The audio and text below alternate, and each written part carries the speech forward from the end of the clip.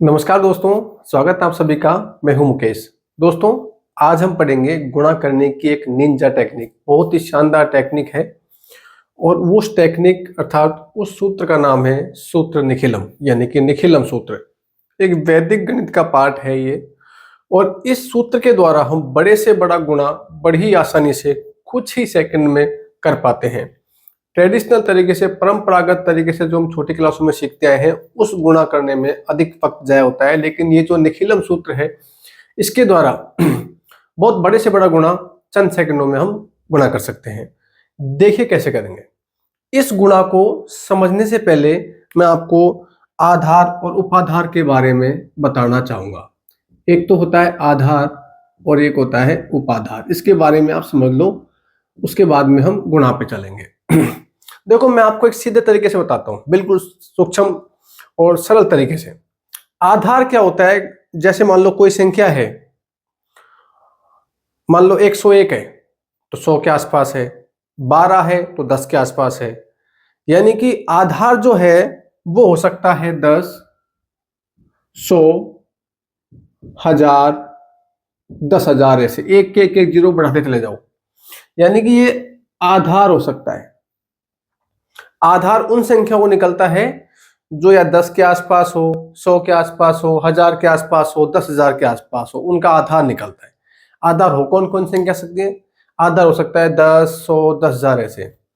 उपाधार क्या क्या हो सकता है? इनके बीच में जो आता है वो हो सकता है उपाधार। जैसे उपाधार 20 हो सकता है, 50 हो सकता है, 200 हो सकता है, 500 हो सकता है। यानी कि इनके बीच में, आधार के बीच में जो आते हैं वो उपाधार हो सकता है। जैसे मान लो कोई संख्या मैंने लिखी 502, तो 502 किसके आसपास है? 500 के आसपास है। तो 502 का उपाधार हो गया कितना? 500। ठीक है। जैसे मान लो मैंने लिखा 55, 55 किसके आसपास है? 50 के आसपास है। तो 50 क्या हो गया? उपाधार। तो इनमें से जो आधार है 10, 100, 1000, 10,000, 1,00,000 ऐसे, इनके बीच में जो संख्याएं होती हैं, जैसे कि 20, 30, 40, 50, है ना, 200, 300, 400, 500, 800, है ना, ये क्या होती हैं? उपाधार होती हैं। अब आते हैं सूत्र निखिलम द्वारा गुणा पे आते हैं। तो सबसे पहले मैं आपको बताऊंगा कि आधार विधि से यानी कि आधार के द्वारा आप गुणा कैसे कर सकते हैं। देखो, जैसे मान लो एक संख्या ले लेते हैं हम। जैसे मुझे मान लो गुणा करना है 102 गुणा 105 करना है। तो यहां पे लिखो पहले तो 102 और इधर लिख दो आप 105। यहाँ पे देखो 102 और 105 है, इनका हम आधार निकाल सकते हैं क्योंकि आधार के आसपास वाली संख्याएं हैं। तो आधार कितना है बताओ? 100। यानी कि 100 के आसपास की संख्याएं हैं। ठीक है। तो विचलन, अब विचलन लिखो यहाँ पे। जिस 102 जो है वे 100 से कितना ज्यादा है? 2 ज्यादा है। कितना ज्यादा है? 2। लेकिन हम 2 को ऐसे लिखेंगे +02। क्यों लिखेंगे? क्योंकि आधार में जितनी जीरो होती है ना, उतने ही अंक का विचलन लिखा जाता है, याद रखना। यहाँ पे विचलन कितना है? +0.5। अब आप क्या करो, या तो इसको जोड़ दो या इसको जोड़ दो। तो 102 में 5 जोड़ेंगे तो 107 आएगा। ये 105 में 2 जोड़ेंगे तो भी कितना आएगा? 107 आएगा। तो यहाँ पे लिख दिया 107। उसके बाद में सेकंड जो पक्ष है, ये पहला पक्ष था, ये दूसरा पक्ष था। इसमें इन दोनों का गुणा लिखा जाता है। तो 5 दूनी 10। ठीक है। तो यहां पे ये याद रखना, सेकंड पक्ष में कितने अंक की संख्या आएगी वो याद रखना। जितने आधार में या उपाधार में जीरो होती है ना, उतने अंक की यहाँ पे संख्या आएगी। मान लो यहाँ पे केवल 8 होता तो आप कहते सर इस पे 1 अंक की संख्या ही है, तो अपनी तरफ से एक जीरो और लगा देता। लेकिन यहाँ पे पहले से ही कितना है? 2 अंक की संख्या है, तो इसमें कुछ भी आपको करने की आवश्यकता नहीं है। ठीक है। तो हमारा जो है वो आंसर हो जाएगा 10,710। आधार के द्वारा एक गुणा मैं और आपको बता देता हूं। जैसे मान लो एक सवाल मैंने यहां पे लिखा, जैसे 998 गुणा 1002। तो इनका आधार निकलेगा। आधार कितना है बताओ मुझे? 1000, क्योंकि ये 1000 के आसपास की संख्या है। तो कैसे लिखेंगे? 998 और यहाँ पे 1002। ठीक है। अब ये 998 जो है 1000 से 2 कम है। कितना कम है? 2 कम है, तो चिन्ह किसका आएगा? माइनस का। लेकिन अब 2 नहीं लिखेंगे, हम लिखेंगे 002। क्यों लिखा मैंने ऐसा? क्योंकि यहाँ पे 3 जीरो है, इसलिए यहाँ पे क्या लिखूंगा? +002, क्योंकि 2 ज्यादा है। अब पहले पक्ष में हम या तो इनको जोड़ दो या 1000 2 में से 2 घटा दो, हर स्थिति में आएगा 1000 ही आएगा। या तो इसमें ये जोड़ दो या इसमें से ये घटा दो, ठीक है। सेकंड पार्ट में इन दोनों को हमको गुणा करना पड़ता है, तो प्लस गुणा माइनस तो आएगा माइनस, ठीक है। और 2 दूनी 4, लेकिन 4 नहीं लिखेंगे हम, 3 अंक की संख्या लिखेंगे, तो यहाँ पे 2 जीरो अपनी तरफ से लगा दो। अब सेकंड पार्ट में क्या है कि माइनस की संख्या नहीं आनी चाहिए, तो हम क्या करेंगे? इसमें से एक अंक उठा के इधर भेज देंगे। तो यहाँ का जो एक अंक जो है वो 1000 के बराबर होगा। याद रखना, उपाधार आधार कितना है? 1000 है, तो एक जो हासिल टाइप की जाएगी वो 1000 के बराबर जाएगी।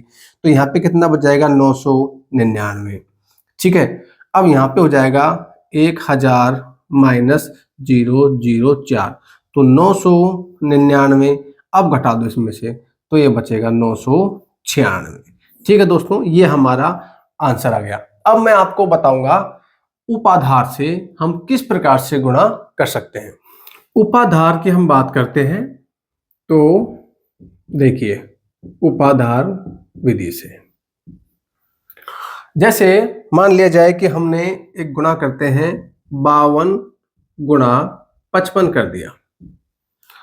अब ये ना तो 10 के आसपास है ना 100 के आसपास है, 10 और 100 के बीच के आसपास, 50 के आसपास है, तो हम कह देंगे कि उपाधार जो है, उपाधार वो होगा 50, ठीक है। यहाँ पे उपाधार अंक की और आवश्यकता पड़ेगी हमें, तो हम वो भी निकाल देते हैं, उपाधार अंक। तो उपाधार अंक जो होता है इसका पहला अंक होता है, तो हम कितना करेंगे? 5, ठीक है। अब हम वैसे लिखो 52 और 55, यहाँ पे विचलन लिख दो। विचलन कितना आएगा? 2। अब यहाँ पे मैंने केवल 2 क्यों लिखा? क्योंकि यहाँ पे एक ही जीरो है उपाधार में, इसलिए एक अंक की संख्या आएगी। यहाँ पे प्लस का 5, 2 भाग कर दो। अब पहले भाग में आपको थोड़ा सा चेंज करना है। आधार विधि में हम इन दोनों को जोड़ते थे, ऐसा कुछ करते थे, तो यहाँ पे भी वही करना पड़ेगा, लेकिन थोड़ा सा चेंज क्या है मैं आपको बता दूं। 52 में 5 जोड़ो तो भी 57 आएगा, 55 में 2 जोड़ो तो भी कितना आएगा? 57 ही आएगा, ठीक है। सेकंड पार्ट में इन दोनों को हम गुणा करते थे, तो 5 दूनी 10, ये आ गया। और यहाँ पे आपको उपाधार अंक से गुणा और करना है। क्या करना है? गुणा। तो यहाँ पे आएगा, देखो 5 7 35 का 5 का हासिल की 3, और 5 5 25 और 3 होते हैं 28, और ये है 10। अब याद रखना मित्रों कि यहाँ पे जो संख्या है सेकंड पार्ट में वो एक अंक की आ सकती है, क्योंकि उपाधार कितना है? उपाधार है इसका कितना? 50, एक जीरो है, तो यहाँ पे एक संख्या आ सकती है केवल। तो हम क्या करेंगे? इस एक को हम इधर भेज देंगे, तो ये हो जाएगा 286 और ये 0, ठीक है। तो ये हो गया गुणा। और मैं आपको बताता हूं, जैसे मान लो हमको ये गुणा करना है 502 गुणा 498, इसको हमको गुणा करना है। तो आप देख सकते हो इसका जो उपाधार आने वाला है वो कितना आएगा? 500। कितना? 500। और उपाधार अंक की मैं बात करूं तो उपाधार अंक जो है वो हो जाएगा 5, इसका पहला अंक, इसमें 2 जीरो है, ठीक है। अब यहाँ पे लिख दो 502, यहाँ पे लिख दिया 498, यहाँ पे प्लस का कितना लिखूंगा बताओ? 02। क्यों लिखा मैंने 02? क्योंकि यहाँ पे 2 जीरो है, इसलिए 2 अंक की संख्या आएगी यहाँ पर। यहाँ पे आएगा प्लस नहीं आएगा, सॉरी, माइनस के 02, ठीक है। अब हम क्या करेंगे? 2 पार्ट्स करेंगे यहाँ पे, या तो इनको हल कर लो या इनको हल कर लो। हर स्थिति में क्या आएगा? 500 ही आएगा। और पहले जो पार्ट है इसमें हम गुणा करते हैं, उपाधार अंक कितना है? 5। यहाँ पे हम इन दोनों को गुणा करते हैं, प्लस गुणा माइनस क्या आएगा? माइनस आएगा, 2 दूनी 4, लेकिन संख्या कितने अंक की आनी चाहिए? 2 अंक की, क्योंकि 2 जीरो है ना इधर, तो 04, ठीक है। अब आप देखो यहाँ पर ये आ गया 2500, है ना, और यहाँ पे आ गया -04। अब यहाँ पे माइनस की संख्या नहीं होनी चाहिए, हम यहाँ पे एक हासिल के बराबर भेजेंगे। तो याद रखना, जैसे यहाँ पे वो पिछले सवाल मैंने 1000 भेजा था, क्योंकि उसमें उपाधार 1000 आया था, उसमें जीरो कितनी थी? 3 जीरो थी, तो वहाँ पे 1000 के बराबर हासिल गई थी। यहाँ पे हासिल तो जाएगी, लेकिन जाएगी 100 के बराबर। तो इधर क्या बच जाएगा बताओ? 2499, इधर चला गया 100 माइनस 0 4, तो ये आ गया 2499 और ये बच गया साहब हमारा 96। तो ये हमारा हो जाएगा राइट आंसर। तो दोस्तों कैसा लगा आपको ये सूत्र निखिलम द्वारा गुणा? अच्छा लगा हो तो वीडियो को लाइक कीजिएगा, अपने दोस्तों के साथ में शेयर कीजिएगा। मिलते हैं किसी दोस्तों किसी नेक्स्ट इन्फॉर्मेटिव वीडियो के साथ में, तब तक के लिए जय हिंद जय भारत, नमस्कार।